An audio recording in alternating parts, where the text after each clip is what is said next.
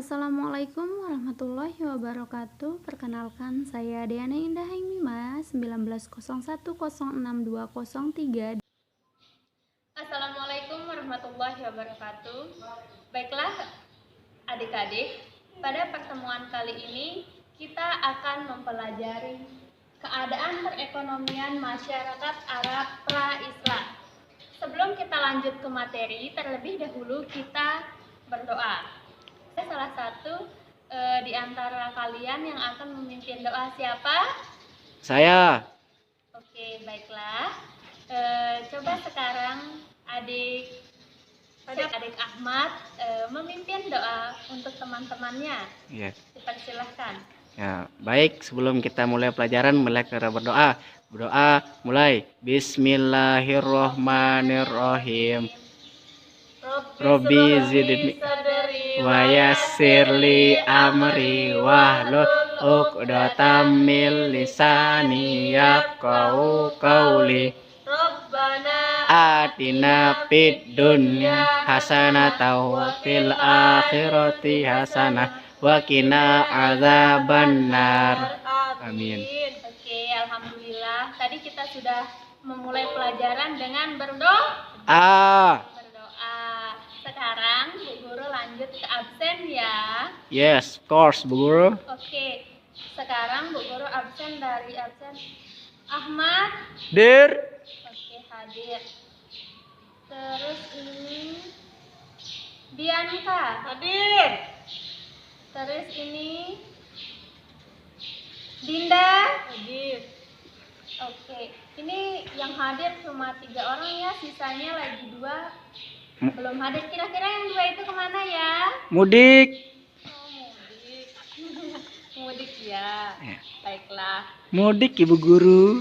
Sekarang karena peserta yang ada di kelas ini terbatas dengan adanya pandemi COVID-19. Pandemi COVID-19 19. atau COVID-19. Oke, nggak apa-apa ya, tapi kita harus tetap belajar secara produktif. Bukan produktif, Bianca. Apa itu produktif Ibu Guru? Produktif itu adalah dimana kita belajar walaupun dengan keadaan seperti sekarang, tapi kita harus tetap menjalankan tugas kita untuk belajar seperti biasanya. Begitu, paham? Paham Ibu Guru. Oke, sekarang kita lanjut ke materi keadaan perekonomian masyarakat Arab Islam. Sebelum kita lanjut, anak-anak semua harus tahu apa tujuan yang akan kita sampaikan atau yang akan kita capai. Adapun tujuan pembelajaran melalui kegiatan mengamati, menanya, mengeksplorasi, dan mengkomunikasikan peserta didik mampu. Pertama, menunjukkan cara menghindari perilaku tercela seperti yang terjadi pada aspek perekonomian masyarakat Arab pra-Islam yang tidak sesuai dengan tuntutan agama Islam. Yang kedua, menunjukkan sikap pemberani, teguh pendirian, memegang teguh, pantang menyerah, suka menolong yang sesuai dengan tuntutan agama Islam. Dan yang terakhir, menunjukkan sikap menghindari perbuatan tercela, praktik pinjam-meminjam dengan cara riba yang tidak sesuai dengan tuntunan agama Islam. Kehidupan ekonomi masyarakat Arab pra-Islam. Bangsa Arab memiliki mata pencarian bidang perdagangan, pertanian, dan peternakan. Peternakan menjadi sumber kehidupan bagi Arab Badui. Mereka berpindah-pindah menggiringi ternaknya ke daerah yang sedang musim hujan atau ke padang rumput. Mereka mengkonsumsi daging dan susu dari ternaknya, serta membuat pakaian dari bulu domba. Jika telah terpenuhi kebutuhannya, mereka menjualnya kepada orang lain. Orang kaya di kalangan mereka terlihat dari banyaknya hewan yang dimiliki.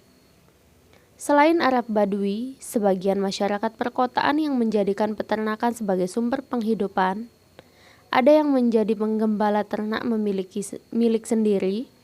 Ada juga yang mengembala ternak orang lain, seperti Nabi Muhammad SAW ketika tinggal di suku Bani Sya'ad.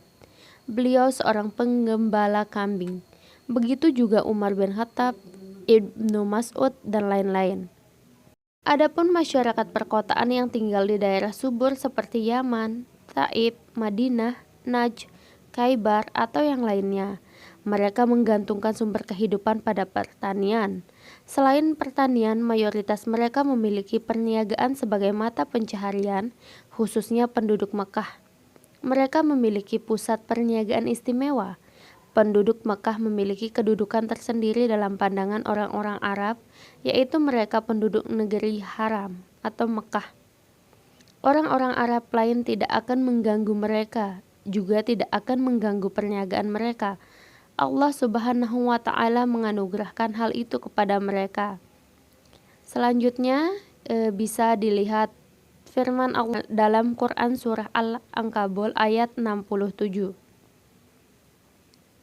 Dan apakah mereka tidak memperhatikan bahwa sesungguhnya kami telah menjadikan negeri mereka tanah suci yang aman, sedang manusia sekitarnya rampok-merampok, maka menganggap sesudah nyata kebenaran. Mereka masih percaya kepada yang batil dan ingkar kepada nikmat Allah. Suku Quraisy merupakan penduduk Mekah yang memegang peranan penting dalam perniagaan di Jazirah Arab. Mereka mendapatkan pengalaman perniagaan dari orang-orang Yaman yang pindah ke Mekah. Orang-orang Yaman terkenal keahliannya di bidang perniagaan. Selain itu, kota Mekah memiliki Ka'bah sebagai tempat orang-orang di Jazirah Arab melaksanakan haji setiap tahun. Kebiasaan orang-orang Quraisy mengadakan perjalanan perdagangannya ke daerah-daerah lain. Allah Subhanahu wa Ta'ala mengabadikan perjalanan dagang mereka sebagai perjalanan dagang yang sangat terkenal, yaitu perjalanan Muslim dingin menuju Yaman, dan sebaliknya perdagangan Muslim panas menuju Syam. Allah berfirman dalam Quran surah Quraisy ayat 1 sampai dengan 4. Yang artinya karena kebiasaan orang-orang Quraisy, yaitu kebiasaan mereka berpergian pada musim dingin dan musim panas, maka hendaklah mereka menyembah Tuhan pemilik rumah ini, Ka'bah, yang telah memberikan makanan kepada mereka untuk menghilangkan lapar dan mengamankan mereka dari ketakutan. Orang-orang Arab memiliki pusat-pusat perdagangan yang terkenal seperti Ukaz, Madinah, dan Zulmajas.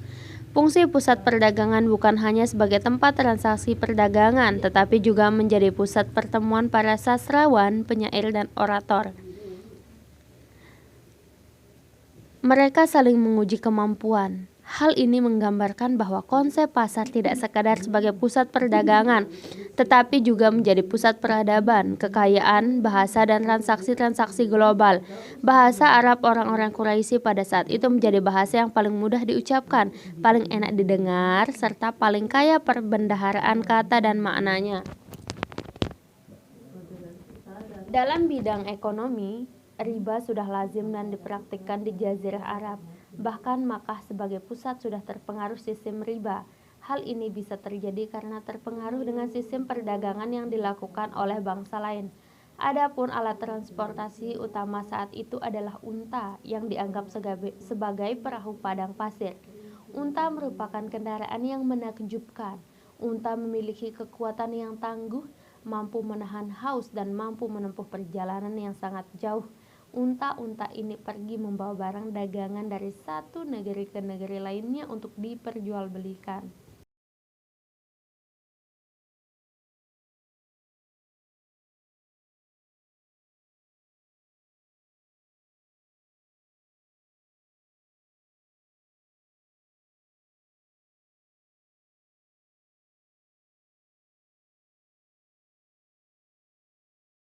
Baiklah adik-adik, setelah kalian membaca slide yang tadi yang sudah Bu Guru tayangkan, apakah ada yang mau ditanyakan atau yang kurang dipahami? Silahkan. Saya Ibu Guru. Ya, silahkan. Apa, Ahmad? Itu Ibu Guru, pra-Islam itu apa? Keadaan pra-Islam itu apa sih Ibu Guru? Jadi, keadaan pra-Islam. Pra-Islam itu sebelum Islam kan? Itu ada dua kata di sana. Di sini ada pra, ada kata pra dan Islam. Keadaan masyarakat pra-Islam. Di sini ada dua kata. Di sini pra. Pra ini artinya sebelum. Sebelum. Islam ini tetap Islam. Jadi keadaan pra-Islam yaitu keadaan sebelum Islam ini datang. Iya Bu Guru. Selanjutnya siapa yang ingin bertanya? Silahkan. Saya, Bu. Oh iya, Bianca. Apa pertanyaannya? Perekonomian pra-Islam itu seperti apa sih, Bu? Kayak gimana? Perekonomian secara Islam. Itu kan pertanyaannya Bianca. Iya. Oke. Jadi, perekonomian secara Islam itu perekonomian tanpa adanya riba. Riba itu apa, Bu Guru? Jadi, riba itu adalah sistem pinjam uang dengan bunga. Mengerti maksudnya? Mengerti, Bu Guru. Misalnya kayak gini. Ahmad meminjamkan uangnya kepada Bianca sebesar 200.000. Tetapi Ahmad ini mau uang yang dipinjam Bianca itu kembali 300.000. Secara tidak langsung di sana Ahmad telah mendapatkan bunga 100.000. Nah, yang itu di dalam Islam itu tidak diperbolehkan meminjam uang dengan adanya bunga. Itu hukumnya haram, tidak boleh dia di dalam Islam itu kayak gitu. Nggih, Bu. Mengerti? Mengerti Bu Guru. Baiklah anak-anak, tadi kita sudah mempelajari materi keadaan perekonomian masyarakat Arab Islam. Tadi kan kita udah membaca, mempraktikkan kegiatan mana sih jual beli dengan sistem riba atau tidak itu. Baiklah anak-anak, sekian pelajaran kita tentang keadaan perekonomian masyarakat Arab pra-Islam. Sebelum kita mengakhiri pelajaran kita pada sore hari ini, marilah kita sama-sama mengucapkan hamdalah. Alhamdulillah. Jangan lupa ya, PR-nya dikerjakan di rumah dengan baik. Jika kalian kurang mengerti atau paham, bisa ditanyakan melalui WA group atau langsung ditanyakan kepada orang tua atau saudaranya yang ada di rumah.